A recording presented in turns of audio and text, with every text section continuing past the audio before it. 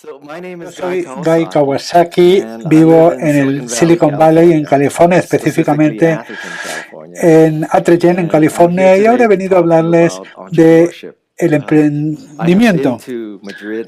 He venido a Madrid y a Barcelona varias veces y realmente me encanta vuestro país. Bueno, en primer lugar quiero disculparme por algo. La disculpa es en nombre de 299.999 norteamericanos y me quiero disculpar por Donald Trump.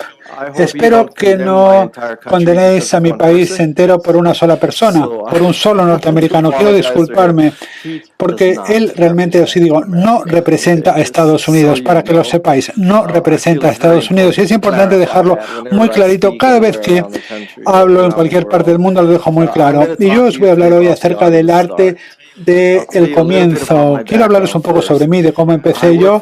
Trabajé para Apple desde el 83 hasta el 97. Fui el evangelizador de software de Apple. Por lo tanto, mi tarea era convencer a la gente para que utilizara Macintosh para escribir su software y su hardware. ¿Cuándo utilizáis Macintosh en esta sala? Bueno, un montón de gente utilizáis Macintosh. Por lo tanto, trabajé en la división de Macintosh, trabajaba para Steve Jobs. La división de Macintosh era seguramente pues un grupo de maníacos pues muy raros y sobre todo personas muy narcisistas. Y bueno, durante 30 años pues tuvimos este récord que luego rompió Facebook. Y como trabajamos para Steve, teníamos reglas muy estrictas en la empresa, teníamos muchísimo zumo natural de naranja. Sé que esto no parece mucho hoy porque si veis la película y los libros sobre Google, vemos que no solamente tienen zumo naranja, sino que tienen sushi gratuito, masajes gratuitos, te arreglan la casa gratis. Pero para mostraros la edad que yo tengo, en los años 80, cuando yo trabajaba para la división de Macintosh, zumo naranja gratuito era algo realmente que no tenía nadie. El grupo, bueno, Apple en aquella época estaba dividida en la división Apple II, que era la que ganaba el dinero, porque de hecho era la que vendía productos, y luego estaba la división Macintosh, que no vendía nada. Por lo tanto, nosotros lo que hacíamos era gastar el dinero y no generarlo. Y si eres estudiante de contabilidad, en términos de contabilidad, si te fijas en la cuenta de resultados de Apple en los años 80, la P de ganancias era Apple II y la L de pérdidas era Macintosh. Pero nosotros no dejábamos que los de Apple II entraran a nuestro edificio, por lo tanto ellos se dieron cuenta rápido de que no se les permitía entrar en un edificio que ellos mismos estaban pagando. Y eso les ponía de los nervios y entonces idearon un chiste sobre los empleados de Macintosh y decían, ¿cuántos empleados de Macintosh hacían falta para colocar una bombilla? Bueno, pues decían que hacían falta 4, uno que la sujetara y 4 que dieran vuelta a la mesa sobre el que estaba parado. Pero de todas formas, en algunos casos se podía decir lo mismo de Bill Gates. Yo he estado los últimos 40 años pues escuchando muchas conferencias sobre alta tecnología y hay dos puntos clave. En España quizás la cosa sea distinta, pero en Estados Unidos los dos puntos claves en primer lugar es que todos los expertos tecnológicos realmente dicen tonterías y además hablan muchísimo, hablan durante horas y horas. Y si eres un mal orador y además tus charlas son cortas, bueno, vaya y pase. Y si eres un excelente orador y tu charla es larga, también está muy bien. Pero si eres un mal orador y encima hablas durante mucho tiempo, es como ser tonto y además arrogante. Es la peor combinación posible. Por lo tanto, yo lo que hago en mis charlas es utilizar un formato de 10 puntos claves y de esta forma se puede saber durante cuánto tiempo voy a aburrirles, si es que les aburro. Entonces, los 10 puntos claves son los siguientes. Yo he sido inversor, asesor, he participado en muchas startups y me gustaría deciros que he hecho todo bien en mi vida. La mayor parte de esta presentación habla de las cosas que he hecho mal. Por lo tanto, os voy a hablar de mis errores para que sepáis cuáles son las cosas que no tenéis que hacer para tener éxito. Entonces, en esta pantalla me ha salido algo un poco raro. Quizás me tendría que identificar para quitar esto que me sale aquí que está molesto.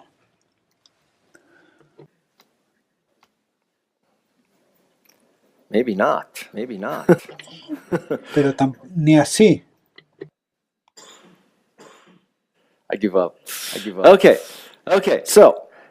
Entonces, el primer consejo que quiero daros, quiero hablar de las startups con éxito.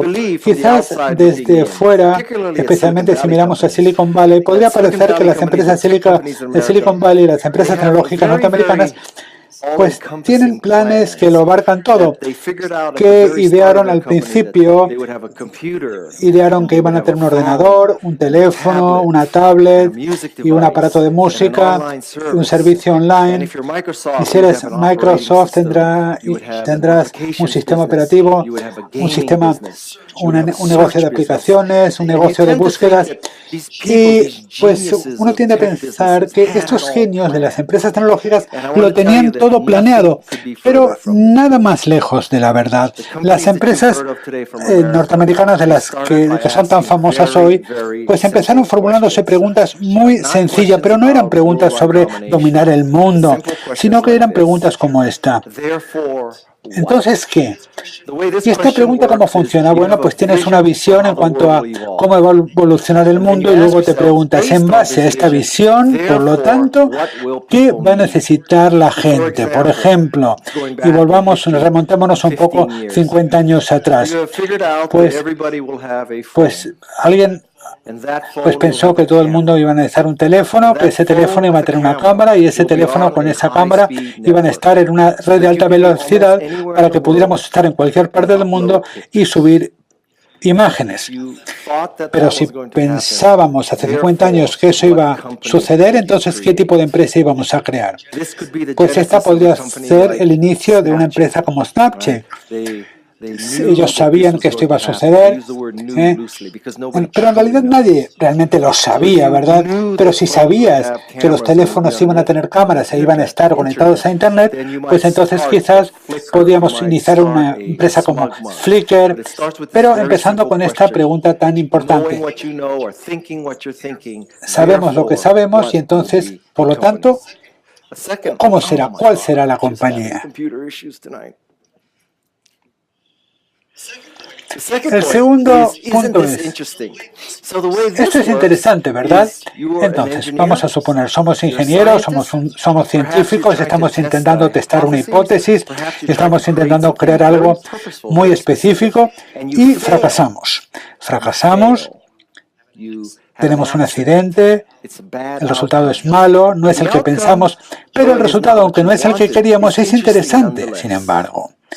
Por lo tanto, el ejemplo clásico que todo el mundo utiliza es los papelitos de post-it de 3M. 3M estaba intentando fabricar una cola muy fuerte, muy resistente, pero por accidente lo que fabricaron fue una cola nada resistente, tan poco resistente que podías pegar algo, quitarlo y sin dejar ningún rastro. Y de pronto pensaron, esto es interesante. Y así nacieron los post-it. Es decir, nacieron a partir de un fracaso, ¿verdad? Bueno.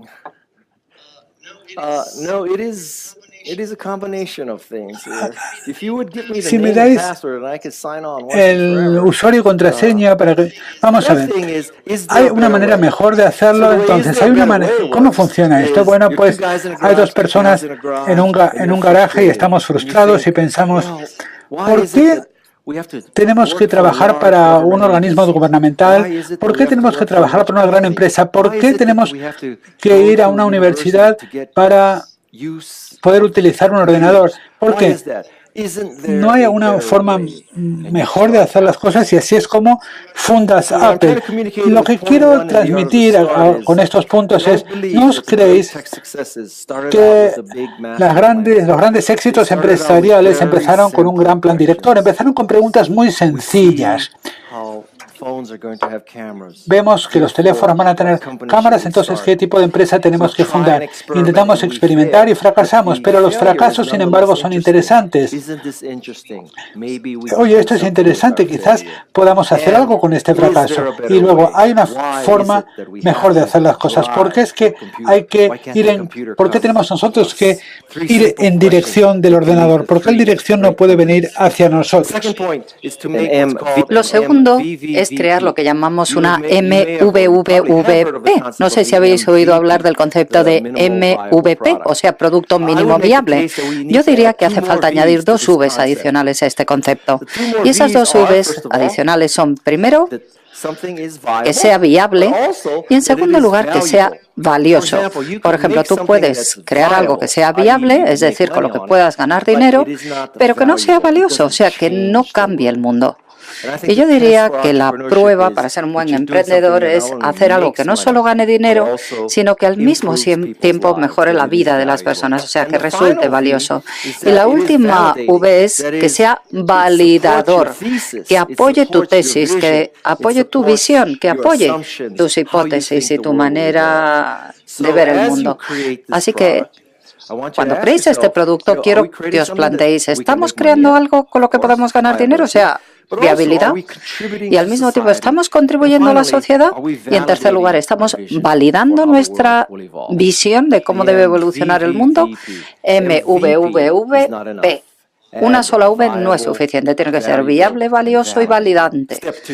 Segundo paso, o más bien el tercer paso, hay que dejarse ir, seguir trabajando. Hay muchos empresarios, muchos emprendedores más bien, que están tan obsesionados por crear la oferta perfecta, el plan perfecto, la previsión perfecta, que piensan que el paso más importante es utilizar PowerPoint, o utilizar Word, o utilizar Excel, cuando en realidad no son las 3 características clave de un emprendedor, no son las 3 funciones clave de un emprendedor, no. Lo más importante es hacer cosas, empezar por crear un prototipo, comenzar. Hablemos de lo siguiente. Hay mucha gente que intenta evitar pasar vergüenza, ¿no? Hacer algo que les haga sentirse fatal, que les haga sentirse avergonzados, ¿no? Pero yo os diría que debéis perdonaros, debéis concederos un poco más de flexibilidad, daros permiso para fracasar. Porque cuando luego echas la vista atrás, si te dices a ti mismo, Dios mío, la versión número 1 de mi producto me da vergüenza, me hace encogerme de miedo, ¿no?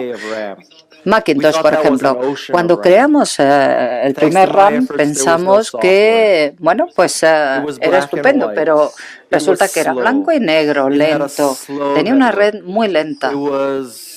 La capacidad de almacenamiento era insuficiente.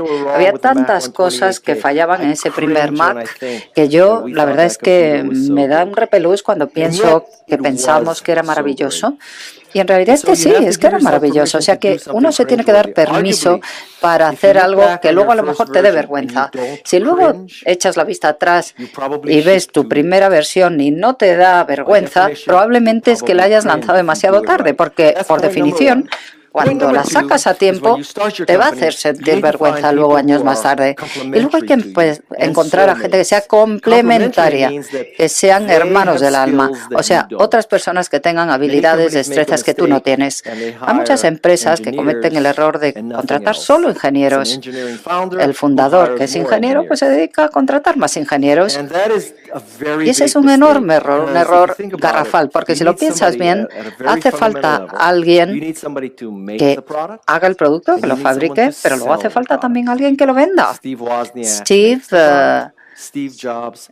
El segundo fue el que hizo el producto y Steve Jobs fue el que lo vendió. Así que tenéis, cuando creéis una empresa, no contratar solo ingenieros, porque hay que vender los productos. Y por otra parte, tampoco contratéis solo gente de ventas, porque no solo necesitáis vender, necesitáis gente complementaria y necesitáis también hermanos del alma. ¿A qué me refiero? Bueno, pues la verdad es que el recorrido de una empresa va a ser difícil, va a haber muchos escollos. Por eso es importante estar de acuerdo, asociarte con tus fundadores, crear una empresa que dure y no una empresa que desaparezca de la noche a la mañana.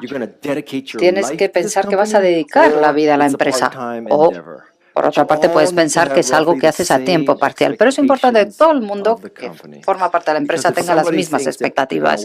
Porque si hay unos que piensan que van a trabajar un rato y luego vender la empresa, mientras que otros en la misma empresa piensan que van a dedicar toda su vida a ella y que no la van a querer vender, entonces va a haber problemas desde el principio. Hay que encontrar almas gemelas complementarias.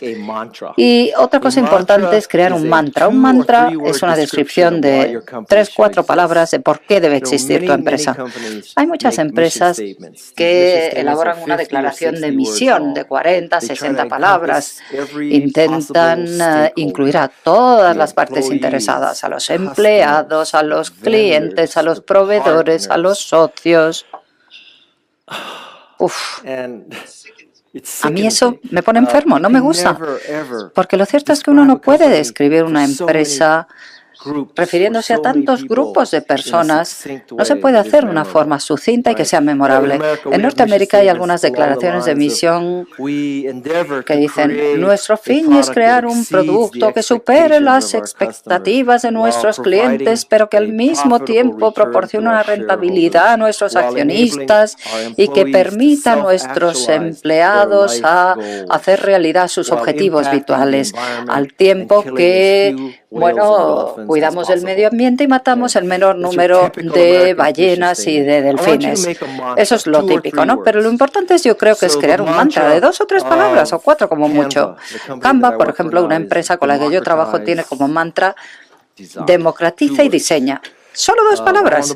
Yo formo parte del consejo de Wikipedia.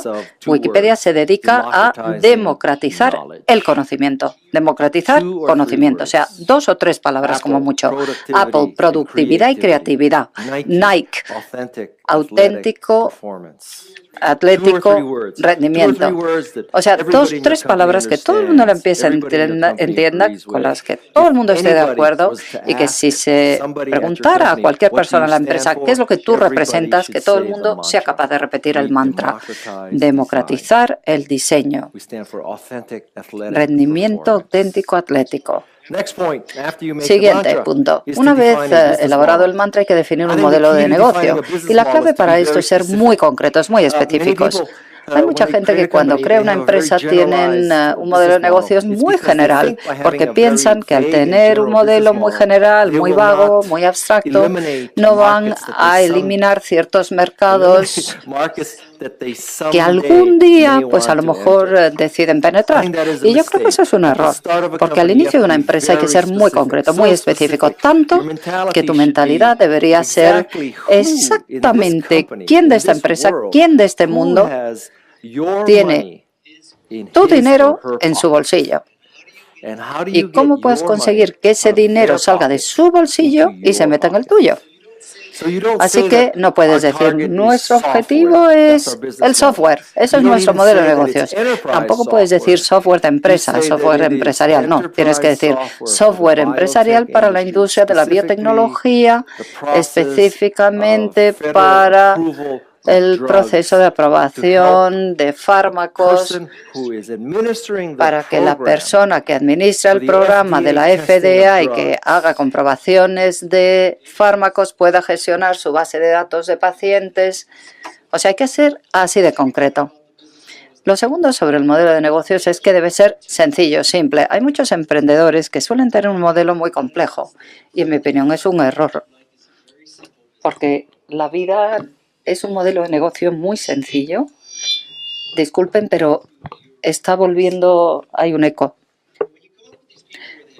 Cuando estas personas que tienen un modelo de negocios muy inteligente, con corporaciones offshore y con toda una serie de cosas muy complicadas, la verdad es que es tan difícil innovar con un producto, innovar un servicio,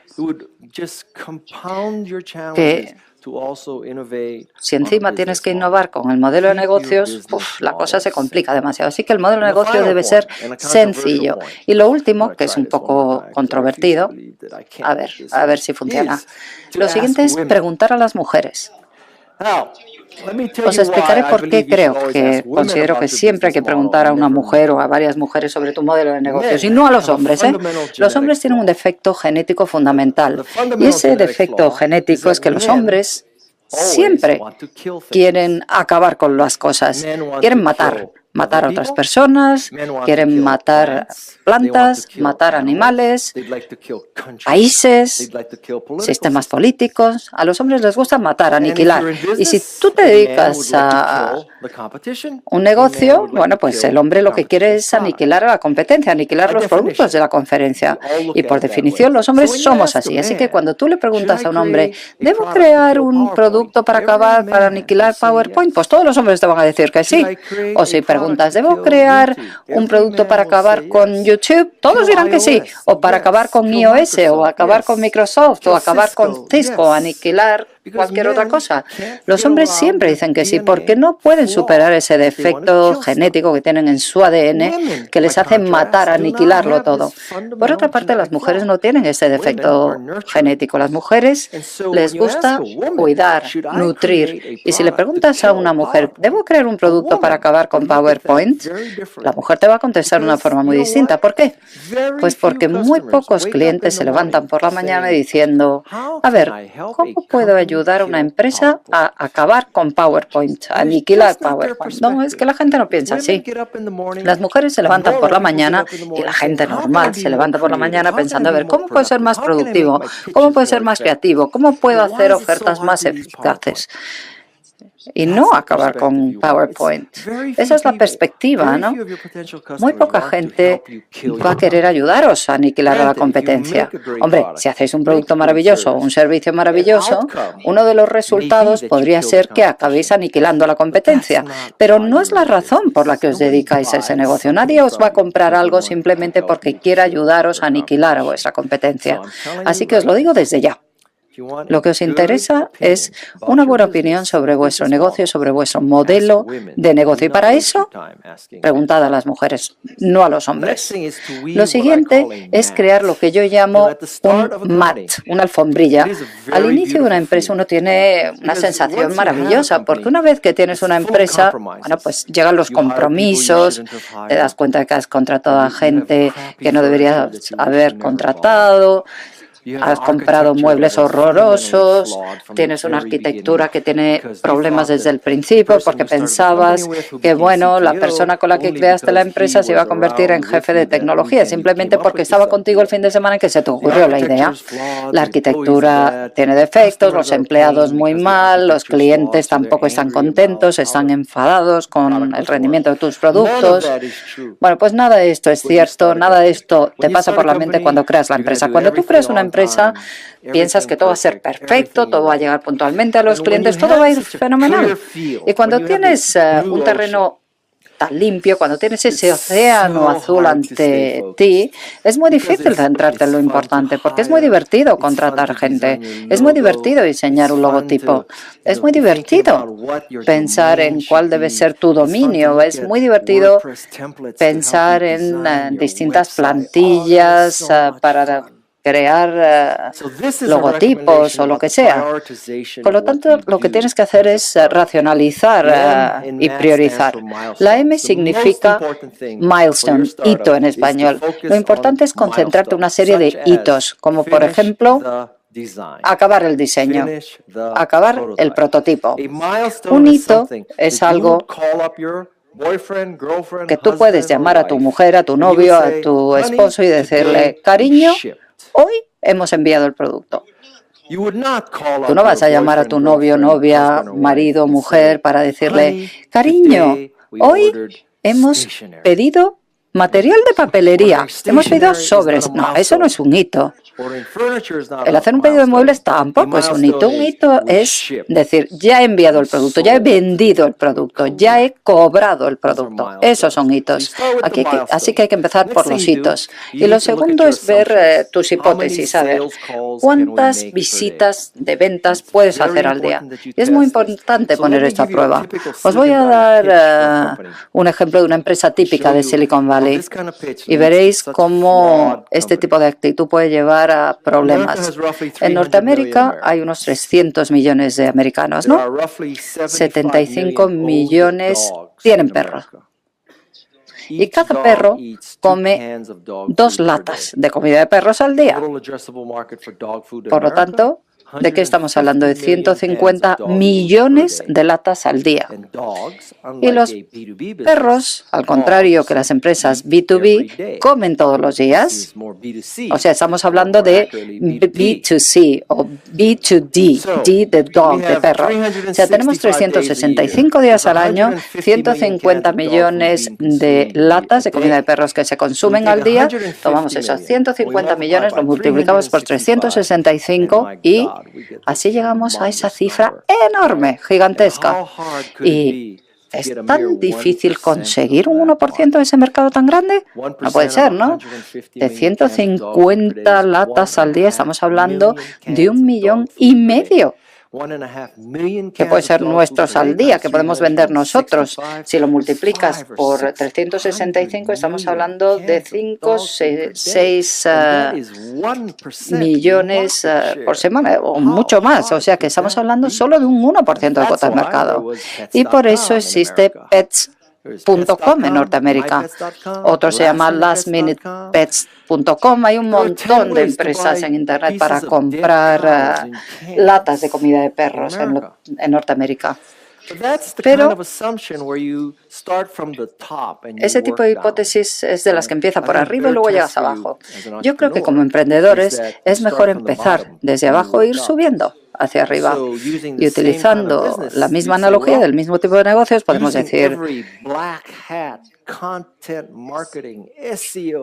bueno, si utilizamos todos los trucos del mundo mundial, pensamos que podemos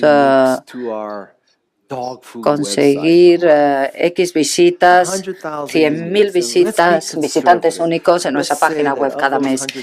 Y de esos 300.000, digamos que 1.000 compran una caja al mes, una caja de latas de comida de perros. O sea, 1.000 personas compran una caja de 20 latas, estamos hablando de 20.000 latas al mes. Eso se acerca mucho más a lo que va a ocurrir, ¿no?, cuando hablamos de 1,5 millones al día. Por eso, este es un paso muy importante, porque hay que ser escépticos con respecto a tu propia empresa, con respecto a tu propio modelo de negocios y preguntarte, ¿estamos pensando que vamos a conseguir un 1% de esos 150 millones de latas que se venden al día? ¿O más bien vamos a ser realistas y vamos a utilizar todos los trucos que tengamos en la chistera y conseguir 300.000 visitas al mes, de las cuales un 1%, o sea, 1.000 van a comprar una caja de latas donde vienen 20 latas? O sea, estamos hablando de un mercado de 20.000 latas y no de 1,5 millones al día. Esta es la manera de comprobar tus hipótesis. Y la tercera cosa que tienes que hacer es poner a prueba tu página web, lanzar la página web, que salga al mercado lo antes posible. En mi experiencia, hablando de cosas que te pueden avergonzar, es que es mucho más probable llegar tarde que llegar demasiado pronto. Cuando crees que lanzas demasiado pronto, tienes miedo de crearte una mala reputación, pero si pienso en todas las empresas con las que yo he trabajado, yo diría que la clave no es lo que vendes, sino con qué rapidez solucionas los problemas. Si me dierais a escoger y me dijerais, yo puedo enviarte el producto rápido y si hay un problema te lo soluciono, o bien te lo puedo enviar tarde y perfecto. No, pues yo prefiero que me lo manden antes y me lo arreglen antes. Y el cuarto punto son tareas. Una vez identificados los hitos, las hipótesis y las pruebas, finalmente ya puedes hacer las tareas. Las tareas son cosas como contratar a un ingeniero para acabar el prototipo, para poner a prueba las hipótesis y lanzar el producto. Este es el orden de prioridades cuando se trata de crear una empresa. Observad que en esta lista no aparece en ningún sitio encender o arrancar Excel o PowerPoint. No. Recaudar fondos es un medio para conseguir un fin, no es un fin en sí mismo.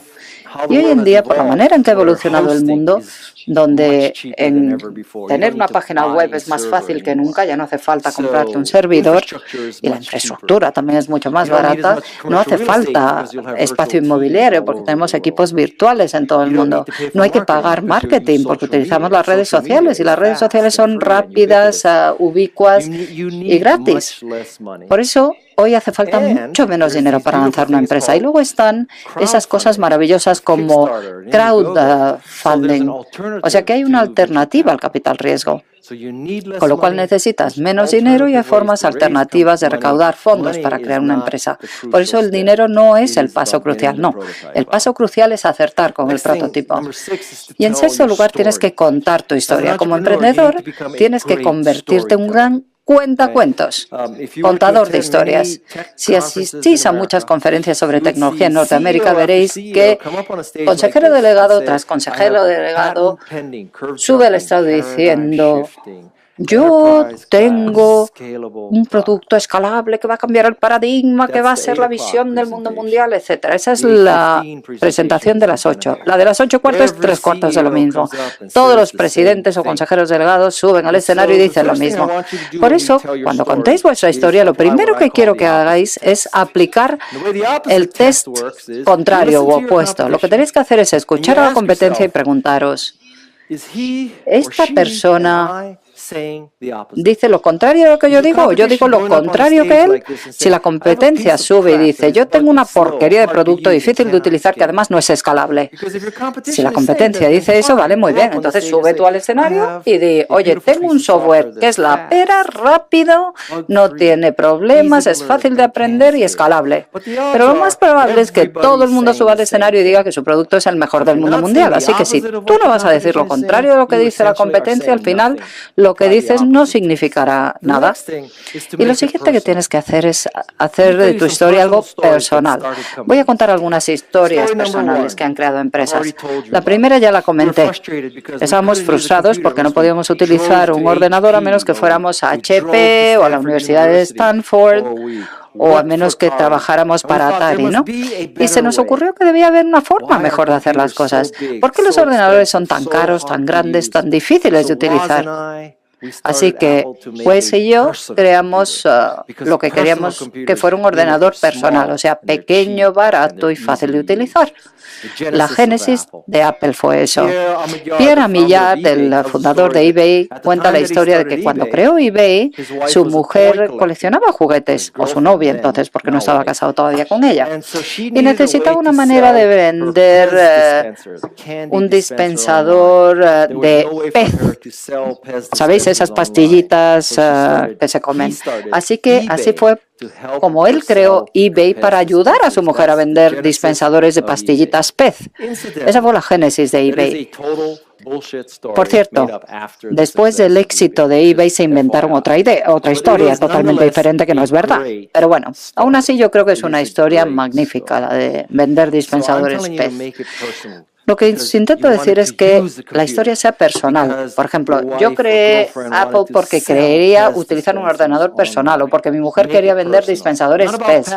Lo importante no son cosas que cambian los paradigmas, que son productos escalables, no. Que sea algo personal. Y lo tercero es aplicar la regla 10-20-30. Las cifras más importantes de hoy van a ser 10-20-30. En cualquier presentación, PowerPoint o lo que sea, el número óptimo de páginas es 10. Si hay algo que quiero que aprendáis hoy, es esto. Y os haré un favor durante el resto de vuestra carrera. 10 diapositivas. Es muy difícil transmitir 10 cosas con 10 diapositivas. Vosotros diréis, este es un hipócrita. Nos está diciendo que con 10 diapositivas es suficiente cuando ya lleva 40 él. Bueno, pues os quiero explicar una cosa. Es que vosotros no sois como yo. Así que vosotros tenéis que utilizar 10. ¿Y por qué en 20 minutos? Bueno, pues porque resulta que en el mundo, si echamos un vistazo, Aproximadamente un 90% del mundo utiliza ordenadores Windows. Y yo sé, por mi experiencia personal, que cuando alguien entra en una sala con un ordenador Windows, probablemente va a tardar 40 minutos en hacer funcionar el proyector. Si todo el mundo utilizara Macintosh, entonces estaríamos hablando de otro tipo de regla. Y 30 significa lo siguiente: el tamaño mínimo de la fuente debe ser 30 puntos. Es una regla empírica. Tienes que pensar, ¿cuál es la persona de más edad de la sala? Pues divide entre dos. Si son personas de 60 años, 30 puntos. Me refiero al tamaño de la fuente, ¿no?, de la letra. Si resulta que son capitalistas e inversores en capital riesgo, entonces 8 puntos. Muy pequeñita la letra. Bueno, primer consejo: 10 diapositivas solamente. Segundo consejo: que los 10 diapositivas se presenten en 20 minutos. Y la tercera es seleccionar todo el texto que aparece en todas las páginas y que el tamaño de la fuente sea de 30 puntos. Y luego verás cuánto tienes que tirar. Veréis cómo tendréis que tirar gran parte de la presentación, un 30% más. Pero no pasa nada. Y la cuarta regla, o el cuarto consejo, muy importante, es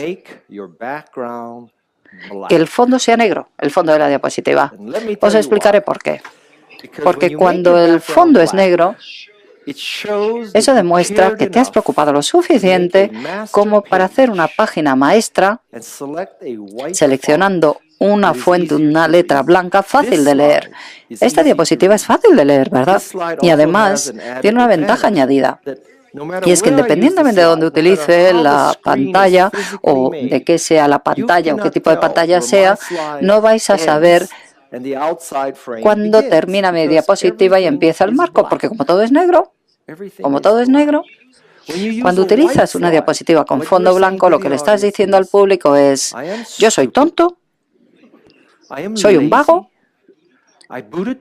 he cargado el PowerPoint y he empezado a escribir en negro. Así que quiero que os fijéis en esta diapositiva y veáis también la siguiente. Es la misma. Texto blanco, en este caso sobre un fondo blanco. Decidme cuál es mejor. Y la información es la misma. ¿Cuál os gusta más, esta o esta? Esta es una diapositiva horrible, una porquería de diapositiva. Así que, si hacéis solo esas 4 cosas, lo haréis mejor que el 95% de las personas que se dedican a vender en el mundo. Os voy a contar una historia divertida sobre esto del fondo negro, fondo blanco. Un día me reuní con un emprendedor a las 11 de la mañana y me dijo: Guy, acabo de hacer una oferta. Sé que eres experto en hacer ofertas. ¿Me puedes dar algún consejo? Era un emprendedor, por cierto, negro. Y yo le dije: ¿tu fondo, tus antecedentes son negros? Y me dijo: sí, yo soy de Atlanta. Vengo de una familia multirracial. Sí, mi trasfondo es negro. Y yo le dije que no, que ya sé que eres negro. Lo que quiero saber es si el fondo de tus diapositivas de PowerPoint es negro. No me refiero al color de tu piel. Creedme, el negro es el nuevo negro. Así que utilizar siempre fondo negro. Número 7. El número 7 es la recomendación que yo hago de que contratéis a gente infectada. ¿Eso qué quiere decir? Que tendréis que ignorar a los irrelevantes. Hay 2 tipos de irrelevancias. Todo el mundo sabe, o todo el mundo piensa, que es contratar a alguien que tenga una buena formación, una buena educación y buena experiencia laboral, ¿verdad? Educación o formación y experiencia profesional. Bueno, pues yo diría que hay que añadir una tercera variable.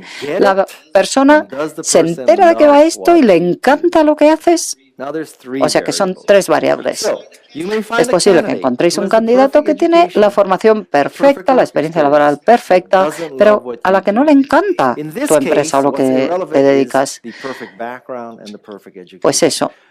Tienes que tener disciplina y aprender a ignorar cuando la persona tiene la experiencia laboral perfecta y la formación perfecta. Si no le encanta lo que haces, no lo contrates.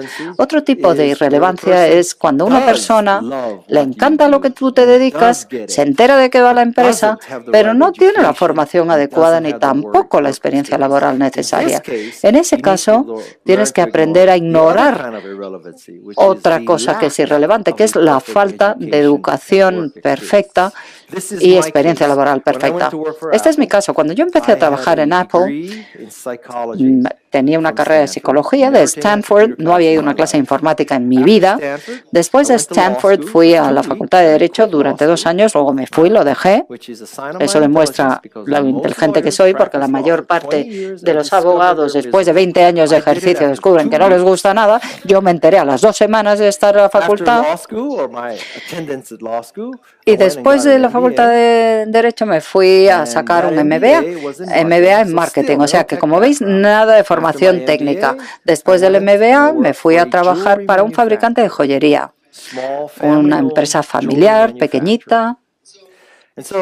Entonces, si veis mi currículum, diríais, ¿debemos entrevistar siquiera a este tipo?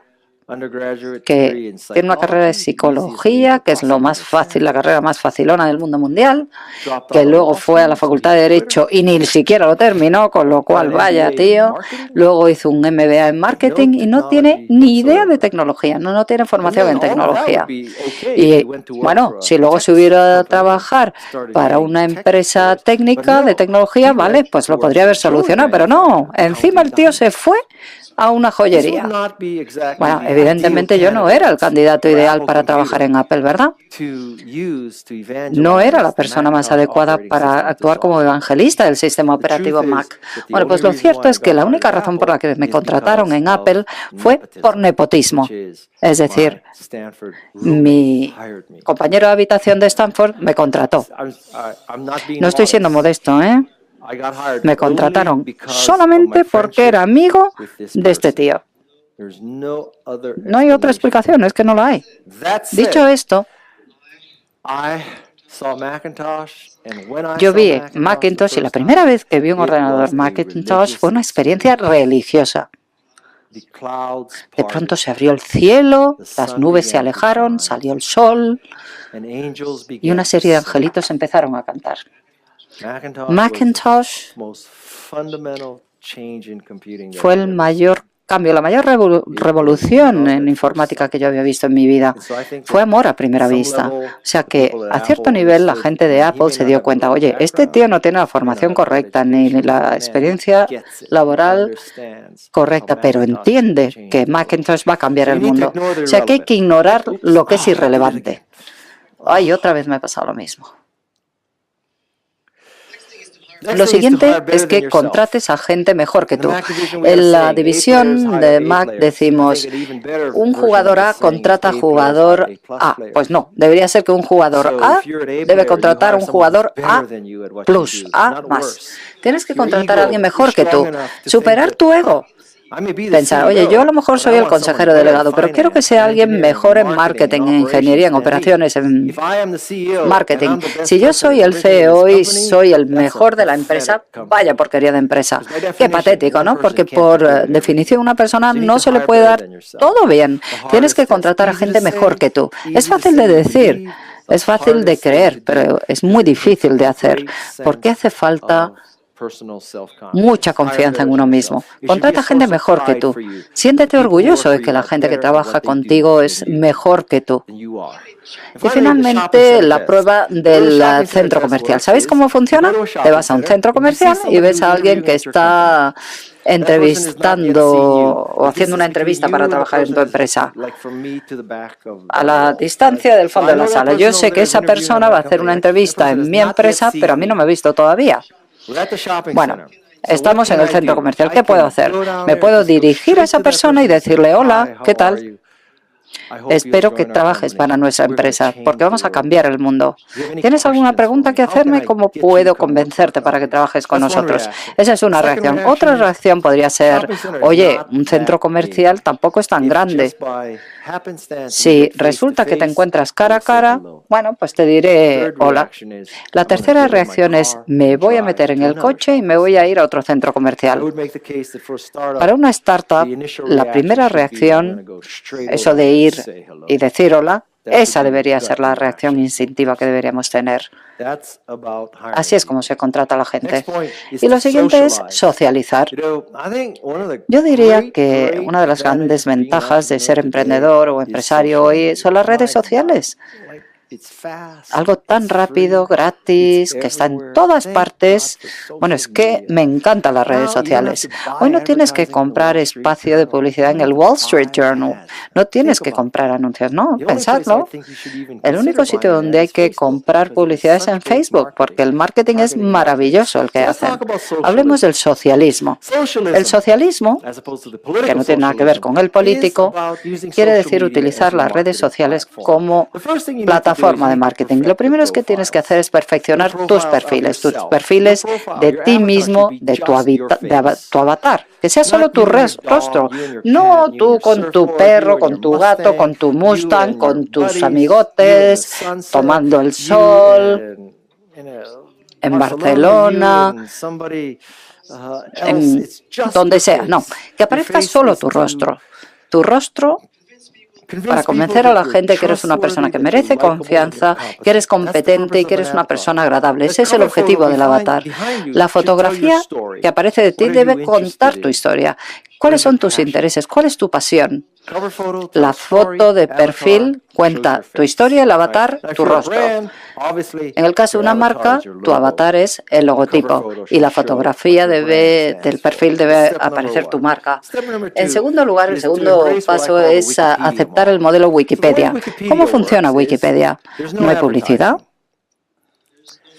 No hay que pagar por usar Wikipedia porque creen en la información gratuita, pero cada mes de diciembre en Wikipedia se hace una fiesta para recaudar fondos. ¿Y eso qué quiere decir? Pues que va a aparecer una banderola feísima cada vez que entras en la página de Wikipedia. Y esa banderola, bueno, yo he visto varios diseños en el banner y para mi sorpresa yo diría que los más feos son los que generan mejor respuesta. No sé por qué, pero es lo cierto, es la realidad. ¿Cuál es el modelo Wikipedia? Bueno, el modelo Wikipedia es que ofrecemos un contenido tan magnífico, 365 días al año, que varias semanas al año te vamos a pedir que hagas una donación y vamos a tener un éxito extraordinario recaudando fondos, porque la gente quiere devolver algo, quiere devolver a Wikipedia algo por todo el trabajo que ha hecho documentando y democratizando el conocimiento. Así es como hay que pensar. Tus redes sociales deben aportar valor a tus clientes existentes y potenciales. Si eres un restaurante, no debes hablar solo del restaurante en tu página de Facebook, sino explicar cómo elaborar una receta, ofrecer conocimiento, marketing de contenido y luego ya haces tu banner Wikipedia. De vez en cuando haces promoción del restaurante, pero el ratio tiene que ser de 20:1. 20 recetas o anuncios que proporcionen valor y una vez que pidas algo a cambio. Y lo siguiente es aprobar o pasar la prueba de compartir. Cada vez que pongas algo en redes sociales tienes que preguntarte, ¿es algo tan bueno que no solo va a gustar a mis seguidores, sino que a lo mejor van a estar dispuestos a compartirlo con los suyos? Esa es la diferencia entre dar una propina o decirle a otros clientes que vayan al restaurante. Tú le puedes dar una propina al restaurante, es como un I like, ¿no? Pero si luego te vas a la oficina al día siguiente o a la escuela y le dices a la gente que te rodea, oye, ve a comer a tal restaurante, haciendo eso estás arriesgando tu reputación, porque la gente, si va al restaurante y no les gusta, claro, tu reputación se va a resentir. Compartir quiere decir decirle a la gente que vaya al restaurante o decir, oye, he visto este post y voy a compartirlo con mis seguidores. Así es como ampliamos nuestra plataforma, porque la gente que te sigue a ti, tus seguidores, te van a exponer a sus seguidores también. Con lo cual estamos hablando de un listón muy alto. No es solamente que a la gente le guste, sino que le guste tanto lo que tú pones que esté dispuesta a compartirlo con sus amigos, con sus seguidores. En noveno lugar, hay que sembrar nubes para que llueva. ¿A qué nos referimos? A vender. ¿Cómo se consigue vender? Las startups pueden hablar de estrategia, de cosas maravillosas, pero todo eso desaparece porque la clave de una startup es vender. Vender lo arregla todo. Mientras vendas, mientras tengas ingresos, el resto funcionará. Si tenéis inversores, lo siento si tenéis inversores, bueno, mientras vendáis, no os van a molestar porque un 90% de su cartera no va a tener ventas. Por lo tanto, no se van a preocupar por vosotros. Si sois del 10% que vende, os van a dejar tranquilos. ¿Sabéis una cosa? Cuando la gente vende, hay optimismo, hay un sentimiento positivo. Y la pregunta es, ¿qué es antes, el huevo o la gallina? Es una pregunta interesante. Yo diría que las buenas ventas son las que crean un sentimiento de optimismo. Y por otra parte, podemos aplicar el mismo test. Bueno, todo el mundo dice, tenemos que ser apasionados para ser emprendedores. Vaya, pues sí, qué bien, qué listo. Ser emprendedor es muy difícil, ser emprendedor es un reto. Ser emprendedor es una profesión solitaria. Y podéis decir, bueno, si eres una persona apasionada, conseguirás tener éxito en las ventas. Pero yo diría que es más bien al contrario.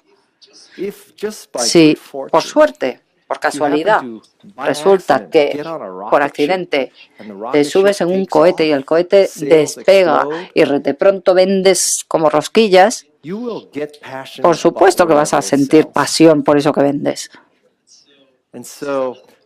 Por lo tanto, es otra cuestión. ¿La pasión es la que lleva a las ventas o son las ventas las que crean pasión? Hablemos de un caso teórico, un caso extremo, sí, es verdad. Remontémonos hace unos años y digamos que en lugar de seguir trabajando para Apple, me hubiera ido a trabajar yo a Microsoft después. Bueno, yo creo que Windows es una porquería, que es feo, lleno de defectos, lento, tiene muchos problemas, pero digamos que por la razón que sea, fui lo suficientemente tonto o listo, depende cómo lo mires, como para dejar a Apple e irme a trabajar a Microsoft.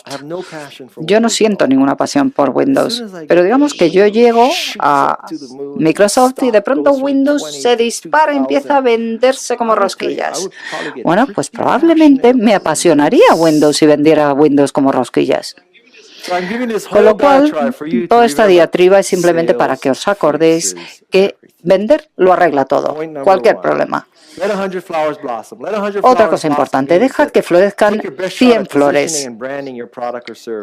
Es muy importante tener un producto, un servicio y darle una buena marca, pero luego hay que dar un paso atrás y ver qué dice el mercado, porque será el mercado el que te posicione. ¿Qué quiere decir esto? Con Macintosh pensábamos que con un tratamiento de textos y con una hoja de cálculo tendríamos un producto de edición para desktop.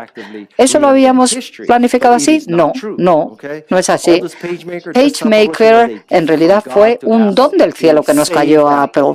Nos salvó. Si no hubiera nada de eso, no existiría Apple. Y todos tenéis teléfonos cuya batería dura más de medio día, ¿no? Y con GPS que funcionan, ¿no? PageMaker en realidad fue un don del cielo para Apple. Yo creo en Dios. ¿Y sabéis por qué? Porque no hay otra explicación. No hay nada que explique la supervivencia de Apple que no sea la existencia de Dios. De manera que pensamos que teníamos una máquina de tratamiento de textos y de pronto apareció la edición para desktop. Mi mensaje es: no os sintáis orgullosos. Si pensáis que tenéis una máquina adecuada, pero resulta que el mercado lo ve de otra manera, como empresario la primera lección es que hay que coger el dinero que te ofrezca el mercado. No seas orgulloso pensando que no han comprado lo que tú quieres venderles. No.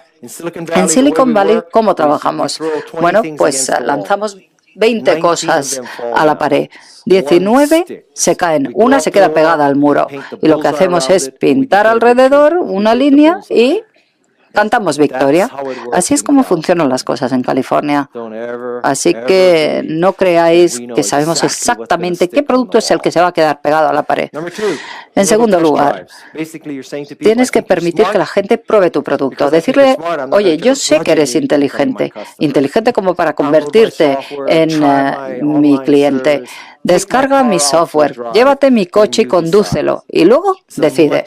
Es mucho mejor intelectualmente vender así que de otra manera. Y en cuarto lugar, hay que encontrar a la gente influyente. Esto puede sonar a algo evidente. Pues claro, sí que hay que encontrar a la gente que crea tendencias, los influyentes. Evidentemente que sí. Pero la gente que influyente ha cambiado. Antes de las redes sociales había una pirámide. En la parte superior estaba el Wall Street Journal, al menos en Norteamérica, para empresas tecnológicas. empresas, Wall Street Journal decía, utiliza tal hoja de cálculo. Pues todo el mundo lo utilizaba y el producto tenía éxito, así de sencillo. El del Wall Street Journal decía, utiliza Lotus 1, 2, 3, pues ala, se vendía como rosquillas. ¿Pero qué quiere decir? Que gran parte del marketing en Estados Unidos consistía en hacerle la pelota al Wall Street Journal. En el mundo de los libros, lo que tenías que hacer era hacerle la pelota al del New York Times, porque si el tipo del New York Times decía, leed este libro, pues ya era un bestseller. Pero las redes sociales han cambiado todo, ha dado un vuelco a todo.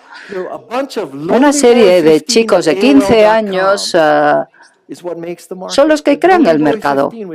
Un niño con tantos seguidores, que son los que dicen a la gente que hay que utilizar tal cosa, que tienen que leer tal libro, utilizar tal software, y ese niño solito en su casa de 15 años es el que hace el mercado. Por lo tanto, lo que antes estaba en la cima de la pirámide, el Wall Street Journal o el New York Times, lo que antes determinaba el éxito de las empresas, ahora lo único que hacen es contar porque tienen éxito esas empresas, con lo cual no quiero decir que no haya que hacerles caso, porque siguen siendo poderosos, pero hay que entender que es importante encontrar a los que realmente crean tendencia e influyen en la opinión. Y puede ser ese niñato de 15 años con 15 seguidores que vive con su madre, que duerme con sábanas de Buzz Lightyear de Toy Story, que no trabaja para el New York Times, ni para el Wall Street Journal, ni para el Washington Post. Hay que identificar a esas personas y son difíciles de identificar porque no están en la portada de una gran publicación. Con lo cual, lo que tienes que hacer es cubrir el mundo con tu software y permitir que mucha gente pruebe tu software antes de lanzarlo. Y si hay suficiente gente que lo pruebe, suficientes niñatos de 15 años, entonces el Wall Street Journal y el resto de las publicaciones hablará de ti. Y cuando nadie pensaba que Twitter tendría éxito, al principio, no había artículos de Wall Street Journal que declarara que Twitter era la herramienta de más éxito a nivel de nanocomunicación. Y la gente que iba a conferencias de tecnología, al final, fueron los que declararon que Twitter había tenido mucho éxito y el Wall Street Journal se vio obligado a hablar de ellos. O sea que vivimos en un mundo muy diferente. Número 10, y esto es lo último que voy a decir. No permitas que te pulvericen los payasos. Esto que no pase. Esto no puede ocurrir en Madrid. Esto no se puede hacer en Silicon Valley. Toda esta gentuza. Bueno, hay dos tipos de payasos en el mundo. Yo los llamo voces o bozos. Un tipo de payaso es ese que lleva un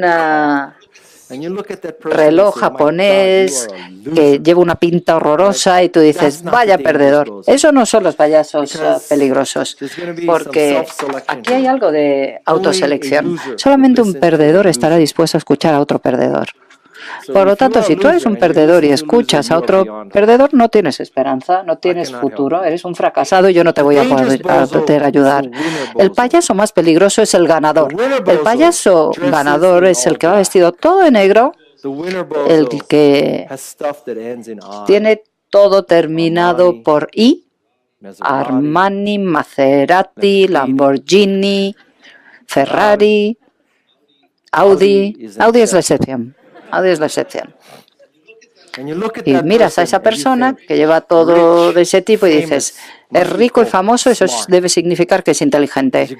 Y a medida que pasa la vida, te das cuenta de que ser rico y famoso, en un 50% de los casos, lo único que significa es que ha tenido suerte. No tiene por qué escuchar necesariamente a la gente rica y famosa. Por ejemplo, os advierto que no toméis decisiones sobre religión sobre la base de lo que os diga Tom Cruise. También os advertiría que no aprendáis a educar una familia escuchando a la familia Kardashian. Los ricos y famosos no tienen por qué ser necesariamente inteligentes. Tampoco tiene por qué significar que sean tontos, pero en un 50% de los casos lo que tienen es simplemente suerte. Hay que tener mucho cuidado. Yo creo que el ser un payaso, que es esta enfermedad de la que yo hablo, es como la gripe. ¿Y cómo luchamos contra la gripe? Bueno, uno intenta lavarse la mano para que no te infecte la gripe, es una forma de evitarlo, pero todo el mundo debería vacunarse contra la gripe, ¿verdad? Eso sería lo ideal. ¿Y qué es una vacuna contra la gripe? Pues un poquito de gripe para que cuando tu cuerpo se enfrente a la gran gripe la puedas resistir, porque estás inoculado, ¿verdad? Es un buen plan. Yo creo en este modelo de biotecnología, con lo cual lo que voy a hacer es exponeros algo de payasismo para que os encontréis con un payaso en vuestra carrera como emprendedores. Bueno, pues hayáis acumulado la resistencia, tengáis una base que os permita resistir, rechazar el negativismo, ¿vale? Ahí va.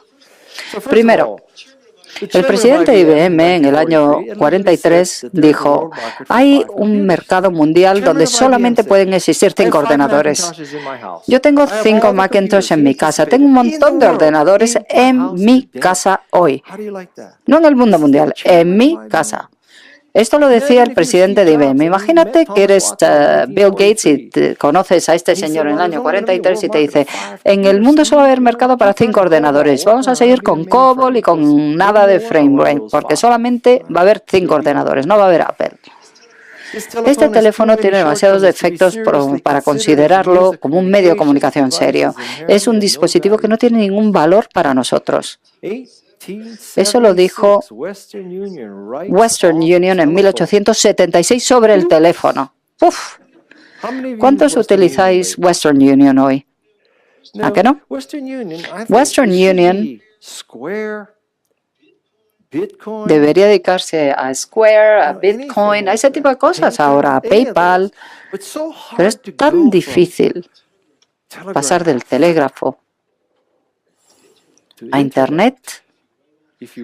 Si descartas el teléfono, es una brecha enorme para cruzar, un abismo enorme. En los años 80, en 1800, cuando la gente quería hielo, bueno, pues tenían que comprárselo a un señor que iba con un carro a un lago y cortaba un poco de esto, ¿no? Que iba en trineo, y luego ese hielo duraba un poquito de tiempo y eso ayudaba a la gente. Luego pasaron 30 años y desaparecieron todos estos compradores de hielo porque habría fábricas de hielo y hoy tú puedes comprar hielo en cualquier lugar del mundo sin necesidad de que sea invierno, que haga mucho frío y el lago se haya congelado. Todas las fábricas de hielo han desaparecido. Bueno, quedan algunas, pero la mayoría han desaparecido. ¿Por qué? Por la siguiente curva, que es el refrigerador, con lo cual en lugar de ese hombre que venía con el hielo y te lo traía a tu casa en un carro, ahora tienes tu propia fábrica de hielo, que es tu nevera, tu congelador. Y una lección muy importante es que debes ver estas curvas de hielo históricas pensando que nadie ha pasado del recogedor de hielo del lago a la fábrica, a la nevera, porque lo cierto es que la fábrica diseñó su negocio diciendo congelamos agua y te ofrecemos bloques congelados de agua. Ese es el negocio al que nos dedicamos. Ellos no hablaban del refrigerador ni del congelador. Por lo tanto, si quieres ser un emprendedor de éxito, tienes que llegar a la siguiente curva o crear la siguiente curva. Tienes que definir tu negocio en términos de los beneficios, las ventajas que ofreces. Si ofreces productividad y creatividad, da igual que sea a través de un ordenador o de un teléfono o de un tablet. Da igual que sea un servicio online o no. Si defines tu negocio como mejoramos la comodidad de la gente y su limpieza, pues puedes empezar a lo mejor cortando bloques de hielo, luego congelándolos y luego pasando a fabricar lo que llamamos hoy un refrigerador, un congelador, y luego puedes cambiarlo y dedicarte a la biotecnología. Pero es importante definirte desde el punto de vista de lo que ofreces, las ventajas que ofreces y no el proceso a través del cual ofreces esas ventajas. Y una última cosa, no hay razón por la que alguien vaya a querer un ordenador en su casa. Eso lo dijo Ken Olsen en el año 1977. Imaginad que fuerais Steve Wozniak o Steve Jobs, que estáis creando Apple y todo el mundo os dice, contrata un consejero mundial. ¿Quién mejor para que una empresa informática que Ken Olsen, el fundador de DEC? ¿Os acordáis de DEC? Desapareció antes de que nacierais. DEC era una empresa que creaba mini ordenadores de un gran éxito. ¿Os acordáis del mini ordenador? No, ¿verdad? Bueno, pues existía, creedme. Este tipo tuvo mucho éxito, se hizo muy famoso con los ordenadores DEC. Imaginaros Steve Jobs, Steve Wozniak, que van a un congreso, se encuentran con Ken Olsen en el ascensor y le dicen: oye, sabemos que eres el fundador de DEC, que has creado el mini ordenador. Nosotros tenemos una visión diferente de ordenadores, pensamos que deben ser pequeños, baratos, fáciles de utilizar, tan baratos, tan fáciles de utilizar que cualquiera pueda tener uno en su casa. Y el señor Olsen, cuando se abre la puerta del ascensor, les dice: hijos, ¿quién va a querer un ordenador en su casa? ¿A quién le va a interesar? Si quisieran usar un ordenador, bueno, pues lo único que tienen que hacer es ir a la oficina, y utilizar un mini ordenador DEC. Así que no destrocéis vuestra vida, aprender a programar en COBOL y veniros a trabajar a DEC, porque Apple no va a tener éxito. Eso es lo que les hubiera dicho Ken Olsen, ¿no? Son varios ejemplos, 3 ejemplos de payasismo. Es importante aprender a ignorar esas payasadas. Ojalá os pudiera decir que cada vez que alguien os diga vas a fracasar, vais a tener éxito. No quiere decir que sea así. Pero si cada vez que os dicen vas a fracasar, tú escuchas a esa persona y no lo intentas, entonces el resultado va a ser el peor del mundo. El no intentarlo es el peor. Lo peor que puedes hacer. Y ese es el inicio de crear una startup 2.0.